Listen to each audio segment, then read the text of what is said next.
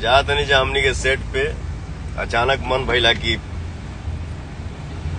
आप लोगों से थोड़ा बातचीत हो जाए।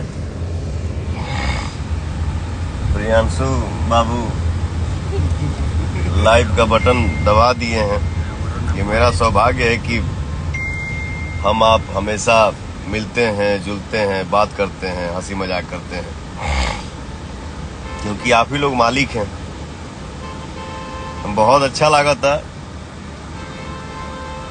अभी जितना गाना मार्केट में रिलीज हो रहा बा, हर गाना के आप सब भर भर के प्यार दे रहा बनी जा। और क्या चाहिए, बस ये आप लोगों का दुलार प्यार हमेशा बरकरार रहे, बनल रहे। ये पीछे पवनवा है ये पवन जी हैं जो जिसको आप लोग बहुत ही प्यार देते हैं। नहीं हमने के लखनऊ में बानी हम अभी भैया, आप सभी के आशीर्वाद से बहुत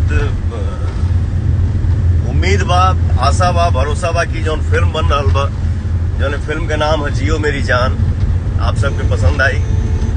और ये जो कैरेक्टर इस फिल्म में प्ले कर रहा हूँ, अब तक जो मैंने नहीं किया है एक्टिंग, वो इसमें करने की कोशिश है।